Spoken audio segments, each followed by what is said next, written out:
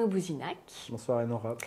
Tu es médecin anesthésiste et tu interviens lors du congrès Hypnose et Santé qui aura lieu au Palais d'Issy les 29 et 30 septembre, comme on le sait. Oui.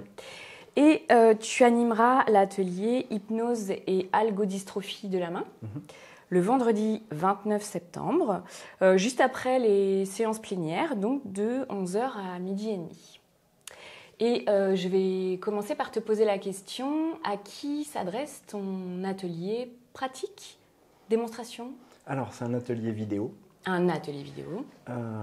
Cet atelier, donc, sur le sujet de l'algodystrophie de la main, s'adresse aux gens qui travaillent en douleur chronique. Donc des gens qui sont peut-être débutants dans la pratique de la consultation en douleur chronique, mais qui ne sont pas des débutants dans la pratique de l'hypnose. Parce que ça va, à travers des consultations, aborder des thèmes et des techniques qui ne sont pas des techniques qu'on enseigne en début, qui sont des techniques un peu avancées. Mais en revanche, c'est un atelier qui, je pense, peut convenir à des gens qui commencent à s'intéresser à l'hypnose dans le cadre de la douleur chronique, en se disant que l'exemple de l'algodystrophie de la main permettra aussi, j'espère, d'avoir des idées sur comment aborder certaines situations d'une manière plus générale en douleur chronique. D'accord, donc pour la question que je souhaitais te poser sur quelles notions vont être abordées durant ton atelier, c'est ça, c'est orienté douleur chronique. Oui. Et tu as d'autres notions par rapport à cet atelier à nous transmettre ? L'idée qu'un patient dans la problématique de la douleur chronique est un patient qui est souvent déjà dissocié dans son corps, en particulier dans le cadre de la main, où il y a une mise à distance d'une main qui devrait avoir sa place dans le corps et qui ne l'a plus tout à fait, et que utiliser l'hypnose et utiliser en particulier la dissociation chez un patient qui a une dissociation qui n'est pas maîtrisée, c'est une manière de reprendre du contrôle et finalement réassocier les différentes parties du corps, là en l'occurrence la main, et permettre au patient de retrouver un schéma corporel qui soit harmonieux et plus confortable. Et avec quels outils repartiront les participants de ton atelier ?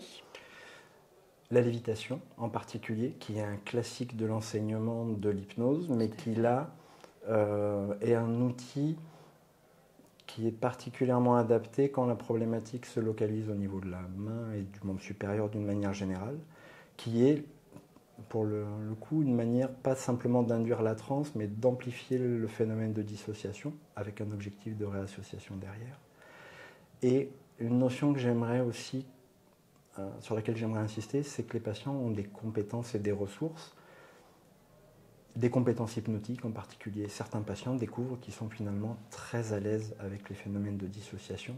Autant dans l'enseignement, ça demande du travail, ça demande de la réflexion, ça demande de la théorie, alors que ça peut être parfois pour un patient quelque chose de très intuitif, de quelque chose qu'il va pouvoir s'approprier et du coup utiliser à son propre bénéfice. Donc il y a la technique du thérapeute, et il y a l'idée que la technique du thérapeute n'est rien si elle ne s'appuie pas sur ce que le patient va être capable de faire par lui-même. Donc toujours garder en tête qu'on ne fait pas de l'hypnose sur le patient, mais avec le patient, et qu'un patient douloureux chronique n'est pas que sa douleur et qu'il faut bien garder la globalité de la personne qu'on a en face. Je vous conseille d'assister à ton atelier. Merci. Et pour terminer, donc le vendredi soir, nous organiserons une soirée de gala. As-tu une idée de thème à nous soumettre ? Alors, j'y ai beaucoup réfléchi, au moins autant qu'à ce que j'ai prévu d'exposer pendant mon atelier, mais je n'ai pas d'idée sur le thème de la soirée. Non, mais je suis sûr que ça sera une bonne soirée. Tu nous laisses libre cours. J'ai jamais été déçu par les soirées de gala d'émergence, donc... Bon, merci de ta confiance. Avec plaisir. Merci Arnaud. Merci Enora.